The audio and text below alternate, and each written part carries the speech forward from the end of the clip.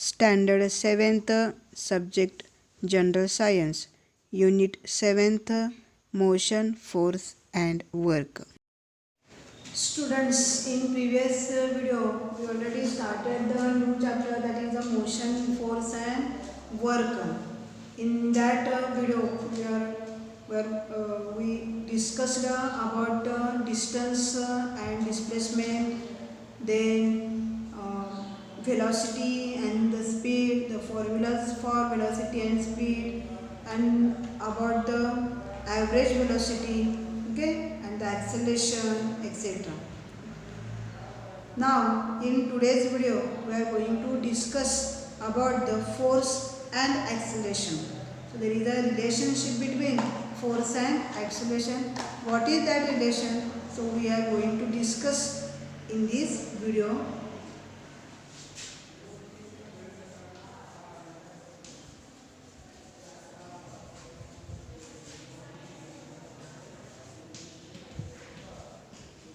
Force and acceleration. See here, for that one activity is given here. Take a glass marble and let it roll on the big smooth table top. तर glass marble घ्यायचे आणि ते काय करायचे, टेबलवर smooth टेबलवर role out करायचे आहे. After some times its velocity will decreases and it will stops. काही वेळानंतर काय होते, त्याची वेलोसिटी जी आहे तर ती कमी होते आणि तो जो मार्बल आहे म्हणजे जे आपण गोटी म्हणूया आपण, ती थांबते. On the carrom board too, म्हणजे इथं कॅरम बोर्डचं जर एक्झाम्पल घेतलं तर तसंच आहे. Carrom coin that is push by the striker that will move forward after some distance and then it comes to stop. बघा, जेव्हा आपण कॅरम खेळत असतो तेव्हा आपण काय करतो, स्ट्रायकरने पीसला स्ट्राईक करतो, आपण त्याला मारतो. तर तेव्हा काय होतं, थोडा अंतर जाते आणि ती काय होते, जी कॉईन आहे म्हणजे ती पीस जी आहे तर ती काय होते, थांबते. If the coin is pushed after applying talcum powder to the carrom board, it will keep moving for a longer time and then come to stop. हेच आता त्या कॅरम बोर्डवर काय केलं बघा, आपण टाल्कम पावडर टाकली, आपण पावडर टाकली त्याची आणि काय केलं, आणि मग त्या आपण पीसला समजा त्या स्ट्रायकरने काय केलं, हिट केलं, तर तिथे काय होणार आहे, तर ती पीस अजून जास्त काय होते, लांबपर्यंत जाते आणि मग नंतर ती थांबते. So what can we infer from this. आता याच्यावरून आपल्याला काय इन्फ्लुएन्स मिळतो बघा, काय इथं आपल्याला सांगता येईल, the velocity of the coin that decreases due to the force of friction. Velocity जी आहे, कॉइनची वेलॉसिटी आहे तर ती काय होते, डिक्रीज होते. तर कशामुळे डिक्रीज होते, due to the force of friction, म्हणजे घर्षण जे बल आहे त्याच्यामुळे वेलॉसिटी जी आहे तर ती कमी होते. अँड द कॉइन स्टॉप्स, आणि मग काय होतं, कॉइन जे आहे तर ते स्टॉप होतं, थांबतं. If the friction between the carrom board and the coin is reduced, the coin keeps moving for the longer time. समजा जर आपण काय केली, ती कॉइन म्हणजे पीस आणि कॅरम बोर्ड यांच्यामधला फ्रिक्शन जो फोर्स आहे तर तो रिड्यूस केला.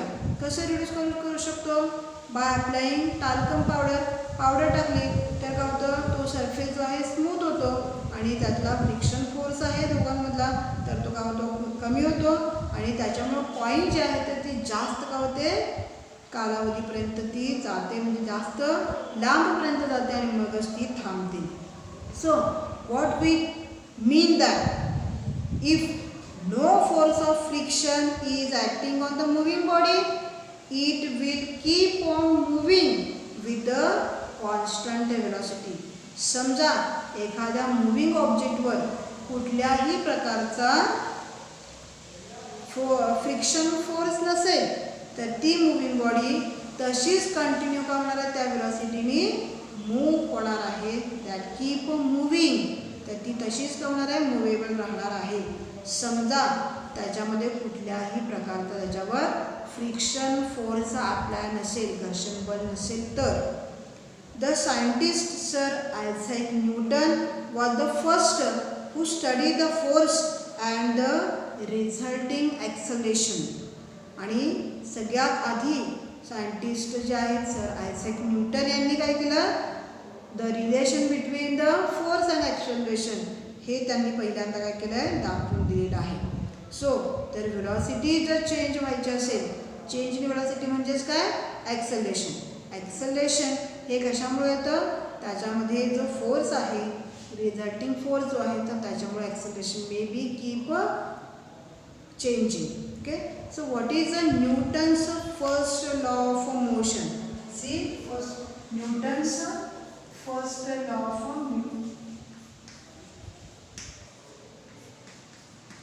First law of motion. So या सर आयझॅक न्यूटन यांनी काय केलेलं आहे, न्यूटनचा फर्स्ट त्यांनी लॉज काय केलेले आहेत, सांगितलेले आहेत. सो इन दॅट न्यूटन्सचे फर्स्ट, सेकंड अँड थर्ड असे 3 लॉज आहेत. त्याच्यापैकी फर्स्ट लॉ जो या मोशनशी म्हणजे ॲक्सलरेशनशी रिलेटेड आहे, तर तो आपल्याला बघायचा आहे, Newton's first law of motion. काय सांगतो हा law, if no force is acting on the body its velocity does not change. म्हणजे बघा, समजा एखाद्या कोणत्याही बॉडीवर जर समजा फोर्स नसेल, फोर्स ॲक्ट होत नसेल तर ती तशीच राहते, त्याची वेलॉसिटी जी आहे तर ती चेंज होत नाही. That is the body does not accelerate. त्याच्यामध्ये ॲक्सेलरेशन होत नाही, कारण वेलॉसिटी जर चेंज होत नसेल तर ॲक्सेलरेशन त्याच्यामध्ये होणार नाही. Why it is, because change in velocity, so that is the acceleration. जर वेलॉसिटी चेंज होत नसेल तर ॲक्सेलरेशन त्याच्यामध्ये होत नाही. So in the other word you say that, हेच जर आपल्याला वेगळ्या शब्दात सांगायचं असेल तर आपण काय सांगू शकतो बघा, if a body is stationary it will remain stationery. समजा एखादा ऑब्जेक्ट स्टेशनरी असेल तर तो कसा राहतो, स्टेशनरीच राहतो, म्हणजे स्थिरच राहतो. And if it is in motion it will continue to moving with the same velocity and the same direction. आणि एखादा ऑब्जेक्ट जर का असेल, मोशनमध्ये असेल, गतिमान असेल, तर तो तसाच गतिमान राहतो आणि त्याच व्हेलॉसिटीने आणि एका सेम डायरेक्शनने तो काय होतो, मोशनमध्ये राहतो. So that is the Newton's first law of motion. Now see here, you have learned what is meant by force. Force म्हणजे काय तुम्हाला माहिती आहे, मागच्या वर्षी तुम्ही शिकलेला आहातच. And you have seen that a body is accelerated due to the force. आणि आत्ता आपण काय बघितलं, कुठलाही जर समजा फोर्स नसेल तर त्याच्यामध्ये ॲक्सेलरेशन होत नाही. तर ॲक्सेलरेशन होण्यासाठी काय करायचं असतं, force. So if there is no force no acceleration, so body is accelerated due to the force. Suppose you place 1 kilogram standard weight on the surface with no friction and that pull with an acceleration of 1 meter per second square, the force applied is called as 1 Newton. तर तेव्हा तो जो force आहे तर तो केवढा होतो, 1 Newton एवढा होतो. काय बघा, 1 किलोग्रॅम एवढा स्टँडर्ड वेट वजन घेतलं आणि तर तो काय केला, अशा सरफेसवर, अशा पृष्ठभागावर ठेवला ज्याच्यावर फ्रिक्शन नाही, म्हणजे घर्षण होत नाही. तर आणि तो काय केला, तुम्ही पूल केला, ओढला, तर तिथं ॲक्सेलरेशन किती होणार आहे. जर ॲक्सेलरेशन तिथं किती झालं, 1 मीटर पर सेकंड स्क्वेअर एवढं ॲक्सेलरेशन होत असेल तर त्याचं मेजरमेंट जे आहे तर ते त्याच्यावर लावलेला जो फोर्स आहे तर तो किती होतो, 1 न्यूटन एवढा फोर्स लागतो त्याला ओढण्यासाठी, म्हणजे ॲक्सेलरेट करण्यासाठी. लक्षात 1 किलोग्राम एवढा वेट असणारा एखादा ऑब्जेक्ट अशा सरफेसवर काय करायचं आहे, पुल करायचा, म्हणजे त्याच्यावर फोर्स अप्लाय करायचा आहे. त्याच्यामध्ये फ्रिक्शन नसेल तर तेव्हा ते ॲक्सेलरेशन किती 1 मीटर पर सेकंड स्क्वेअर एवढं ॲक्सेलरेशन झाल्यावर त्याच्यावर लावलेला फोर्स किती असतो 1 न्यूटन एवढा त्याच्यावर फोर्स असतो. Now next try this activity. Place a weight of 1 kilogram on the smooth wooden table. Spread some talcum powder evenly on the table. 1 kilogram एवढा काय करायचा आहे, एक वेट घ्यायचा आहे आणि ते एका वुडन लाकडी टेबलवर ते ठेवायचं आहे. त्याच्यानंतर त्याच्यावर थोडंसं काय करायचं, टाल्कम पावडर जी आहे म्हणजे आपली जी नेहमीची जी पावडर आहे तर ती टाकायची आणि सगळीकडे सारख्या प्रमाणात टाकायची. आता काय करायचं का, now pull that 1 kilogram of weight with the acceleration of 1 metre per second square. 1 metre एवढा काय करायचं आहे सेकंड स्क्वेअरमध्ये ते 1 किलोग्राम एवढं वेट जे आहे तर ते पूल करायचं आहे. Now again pull it with the acceleration of 2 meter per second square. आता पुन्हा काय करायचं आहे, तेच weight 2 meter per second square एवढं काय करायचं आहे, त्याला पूल करायचं आहे. Now it means that you have applied the force of 2 newton. जेव्हा acceleration 1 metre per second square होतं तेव्हा ते त्याच्यावरचा लावलेला फोर्स किती असतो 1 न्यूटन एवढा असतो. जेव्हा ॲक्सेलरेशन किती होतं 2 मीटर पर सेकंड स्क्वेअर असेल so applied force is 2 Newton. तेव्हा तुम्ही त्याच्यावर किती फोर्स अप्लाय करता 2 न्यूटन एवढा फोर्स जो आहे तर तो तिथे अप्लाय तुम्ही करत असता. Okay. Now see you have to take many trials for this experiment. याच्यासाठी तुम्हाला वेगळ्या ट्रायल्स घ्याव्या लागतील. So force is measured by acceleration that is produced. फोर्स कसा मोजला जातो तर ते ॲक्सेलरेशन किती प्रोड्यूस होतं त्याच्यावरून फोर्स जो आहे तर तो मेजर केला जातो. And this is the relationship between the force and acceleration.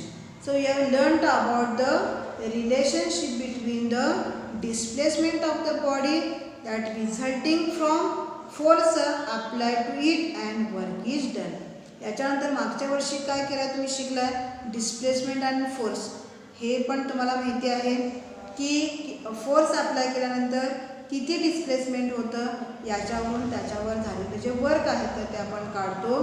So we have learned about the work energy relationship that the ability of the work to do the ability to do work that is called as energy. हे पण शिकलो आहे बघा मागच्या वर्षी की work आणि एनर्जीमध्ये पण काय आहे रिलेशन आहे, संबंध आहे. What is energy? Energy is nothing but ability to do work. ही काय आहे कार्य करण्याची क्षमता म्हणजेच काय असतं वर्क असते. Okay. So this is about the relation between the force and acceleration. Now there is again force displacement and work. These 3 are related. हे तिन्ही पण काय आहेत एकमेकांशी रिलेटेड आहे.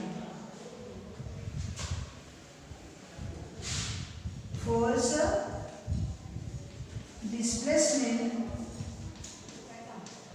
Displacement and work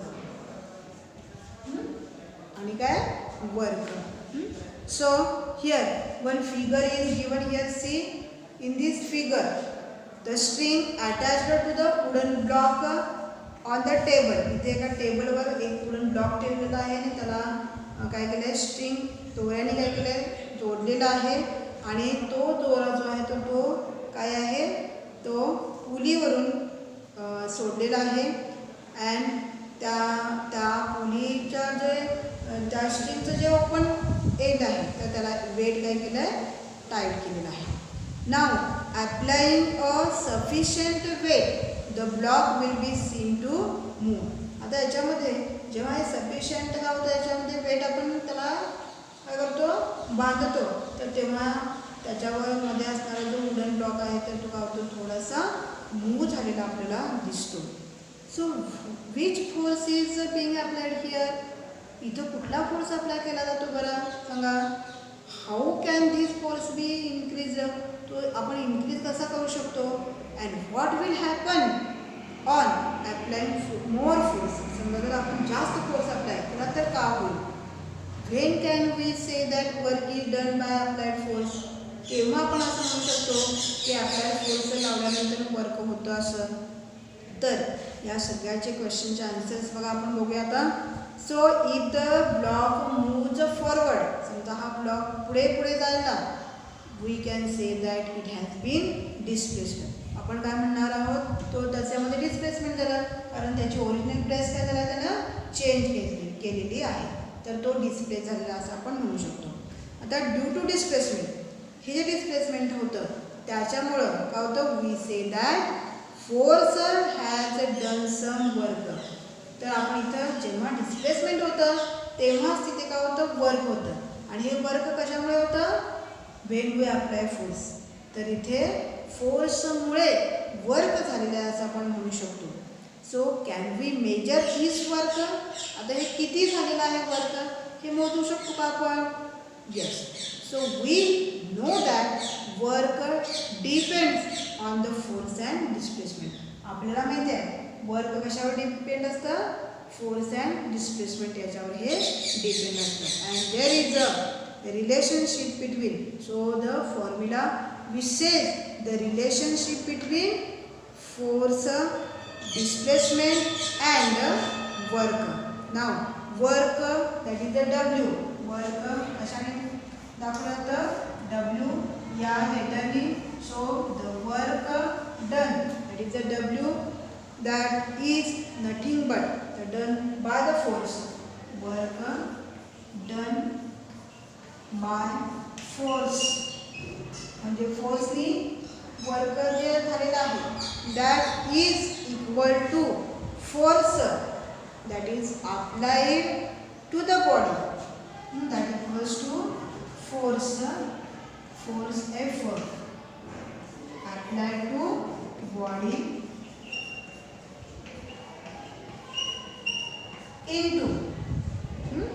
into displacement.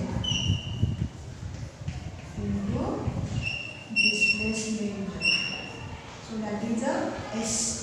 Displacement कशाने दाखवलं बघा, S या लेटरने दाखवलेलं आहे. So here the body that takes place in the displacement that takes place in the body in the direction of the force. म्हणजे ज्या दिशेमध्ये फोर्स अप्लाय केलेला आहे त्याच दिशेमध्ये काय होतं, डिस्प्लेसमेंट होतं त्या ऑब्जेक्टचं. Therefore we say that W is equal to force into displacement. Means here F into S. W is equal to F, that is the force into displacement. So the SI unit of work is joule. त्या वर्कचं SI unit काय आहे, joule आहे, joule. Okay. आणि force जो आहे तर तो कशामध्ये मेजर केला जातो, मगाशी आपण बघितलं बघा, फोर्स मेजर केला जातो न्यूटनमध्ये, न्यूटन. आणि displacement that is measure in meter, the meter. म्हणून याच्यामध्ये काय होणार आहे बघायचं, वर्कचं जे आहे तर ते वर्क जे आहे तर ते जूलमध्ये मेजर केलं जातं आणि फोर्स जो आहे न्यूटनमध्ये आणि वर्क जे आहे तर ते मीटरमध्ये. So joule is nothing but newton meter असं म्हणू शकतो. 1 joule is nothing but 1 newton meter. CGS जे आहे हे कशामधलं आहे, जूल हे SI युनिटमधलं.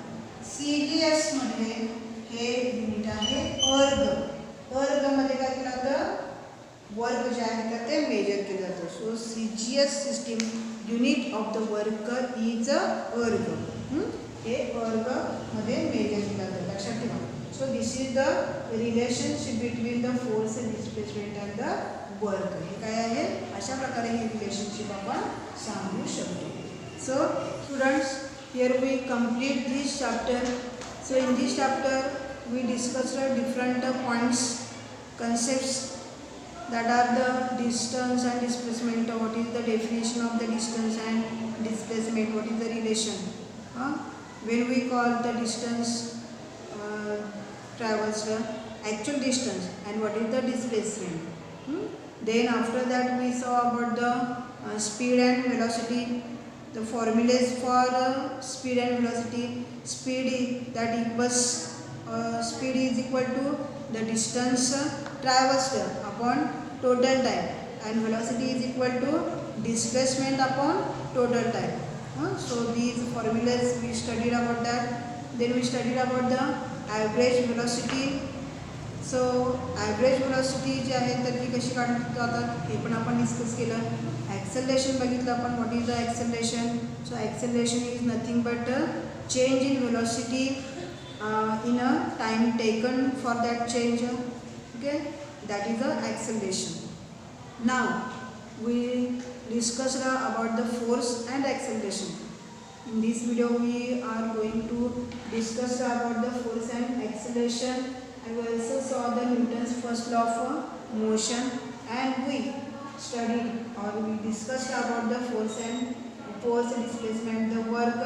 What is the work? Formula for work is F into S, that is the force into displacement, and the units for work in SI system, that is the joule, and in CGS system, that is the erg. Okay, now here we complete this. Write down the formula for the work.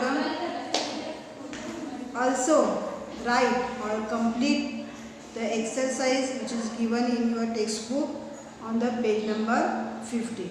So this is our today's exercise. Complete exercise. Write down the exercise in your notebook. Okay.